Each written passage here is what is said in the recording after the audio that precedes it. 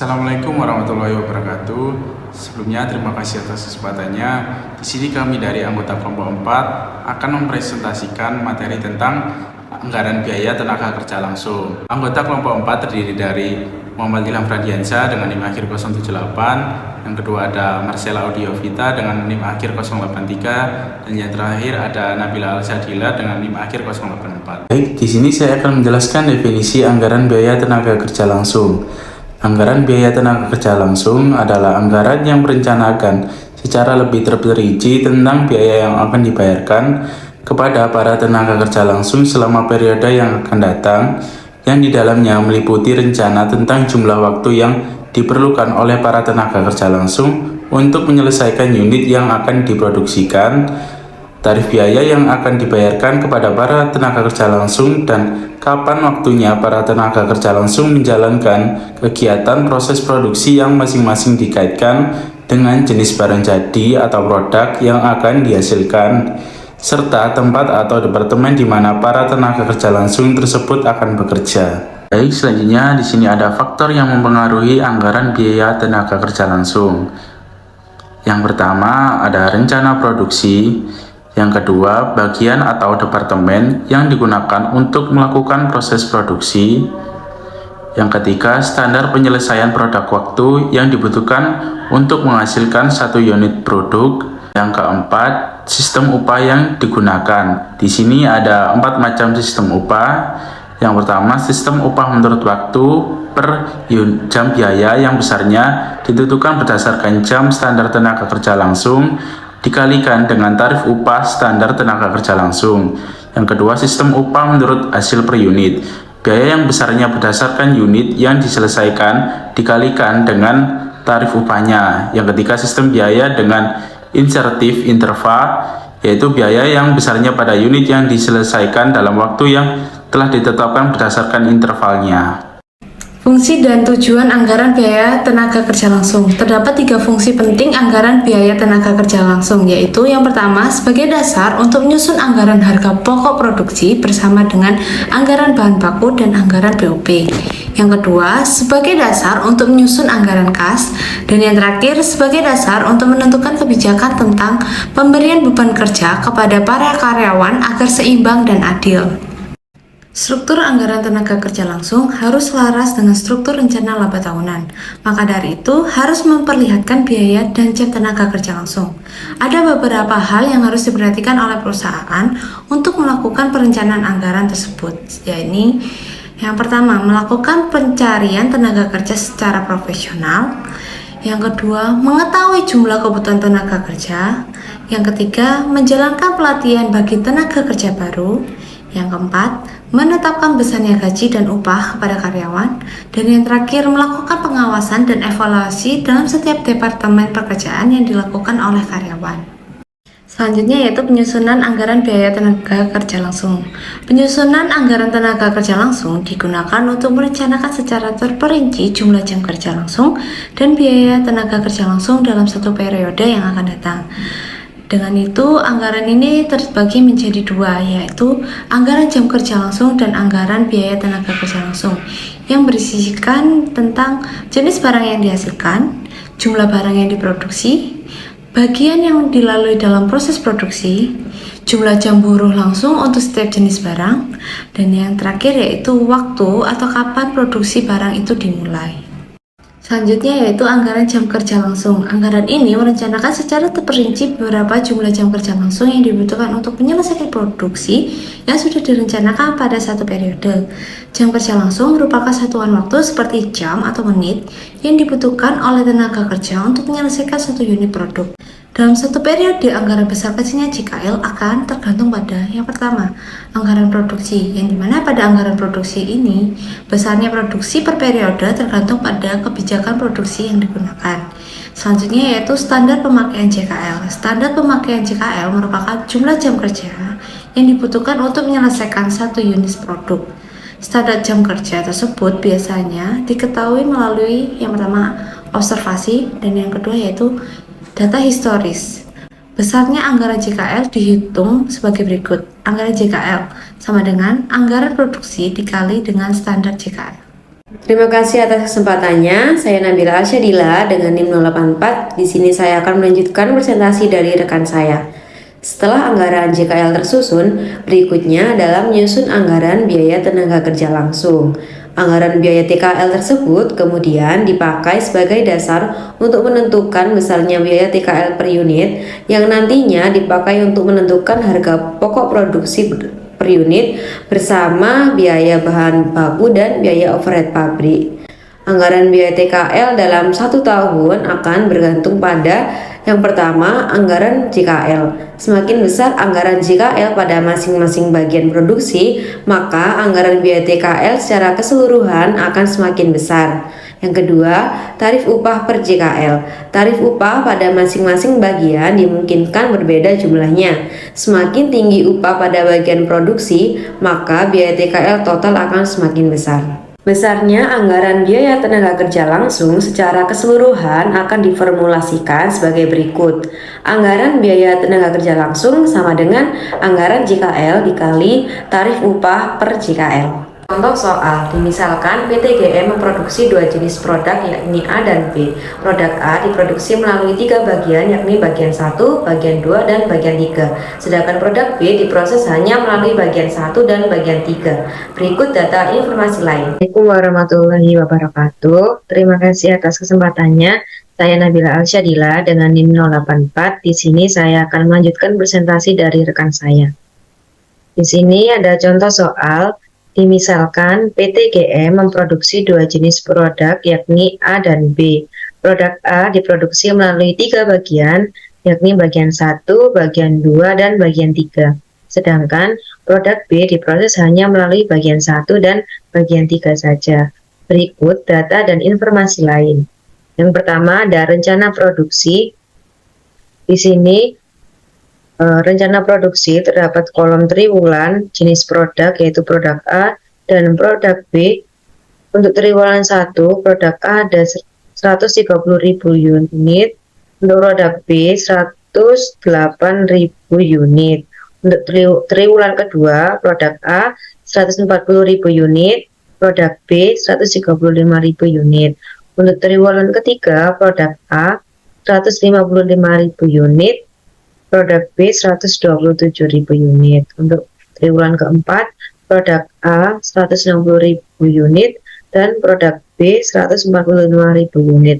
Untuk jumlah dari triwulan 1 sampai triwulan 4, produk A sebanyak 585.000 unit dan produk B 515.000 unit. Untuk kolom selanjutnya ada standar jam tenaga kerja langsung. Ada kolom bagian DLH per unit barang, produk A, dan produk B. Untuk bagiannya seperti soal di atas ada bagian 1, 2, dan bagian 3. Untuk produk A, standar jam tenaga kerja untuk bagian 1 0,4, untuk bagian 2 0,2, dan untuk bagian ketiga 0,4. Untuk produk B bagian 1 0,2, untuk bagian yang kedua 0 dan bagian ketiga 0,2. Selanjutnya ada kolom standar upah per DLH. Untuk bagian 1 upahnya sebesar 1.250 dan bagian 2 1.500 dan bagian ketiga 1.000. Berdasarkan data dan informasi PT GM di atas, diminta yang pertama membuat anggaran biaya tenaga kerja langsung dan yang kedua membuat anggaran jam tenaga kerja langsung. Berikut ada PT GM anggaran biaya tenaga kerja langsung tahun 2021. Di sini terdiri dari kolom triwulan, produk A, rencana produksi, DLH per unit, total DLH, upah TK, dan jumlah. Untuk produk B ada rencana produksi, DLH per unit, total DLH, upah TK, dan jumlah. Untuk triwulan 1 yang bagian 1 tadi untuk di kolom sebelumnya ada 130.000 unit. Nah, DLH per unitnya ada 0,4. Untuk total DLH itu dari rencana produksi dikali DLH per unit. Jadi 130.000 dikali 0,4.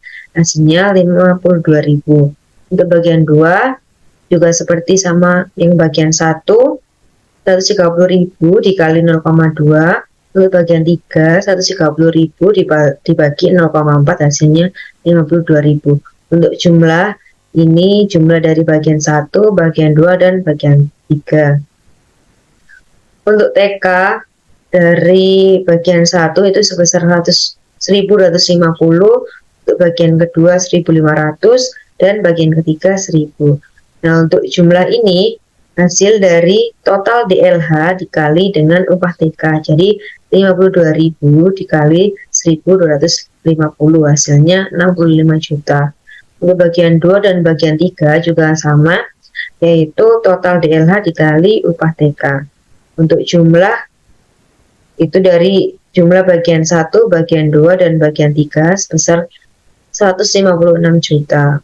Untuk triwulan kedua bagian 1 di soal sebelumnya itu sebesar 140.000 unit, DLH per unitnya produk A itu 0,4, jadinya total DLH itu 0,4 dikali 140.000, hasilnya 56.000. Untuk bagian 2 dan bagian 3 juga sama, dikali rencana produksi dikali DLH per unit, hasilnya 28.000 dan 56.000. Lalu untuk total DLH seluruhnya dari triwulan 2 yaitu 140.000. Untuk upah TK bagian 1 1.250, bagian 2 1.500, dan bagian 3 itu 1.000. Untuk jumlahnya ini 56.000 dikali 1.250, hasilnya 70 juta. Begitu juga untuk bagian 2 dan bagian 3, hasilnya 42 juta dan 56 juta. Untuk total seluruhnya dari triwulan 2 168 juta.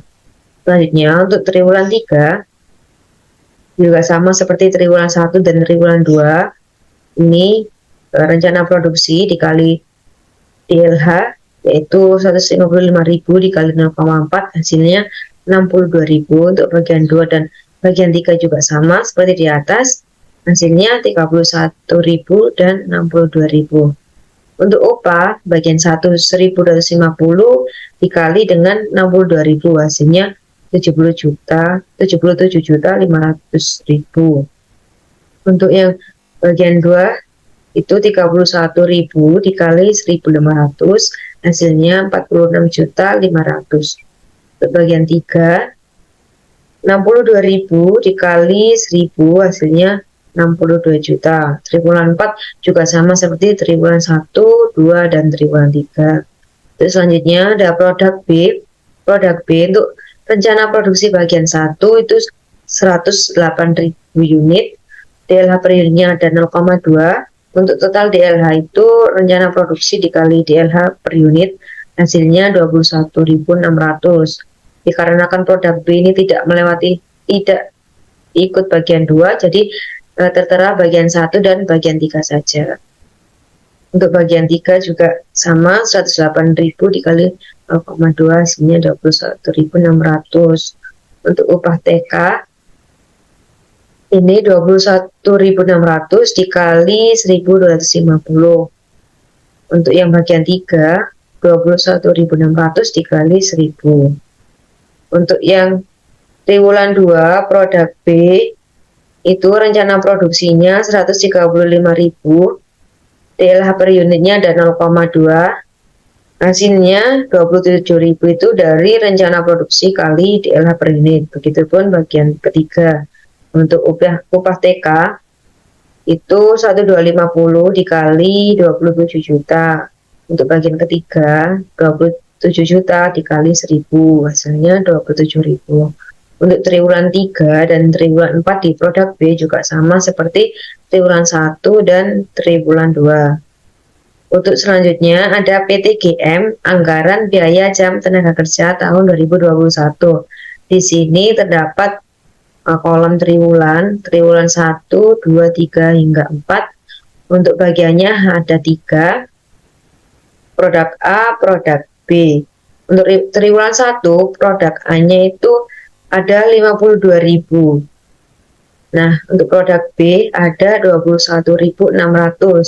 Untuk jumlahnya ini jumlah dari bagian 1 produk A ditambah bagian 1 produk B, itu hasilnya 73.600.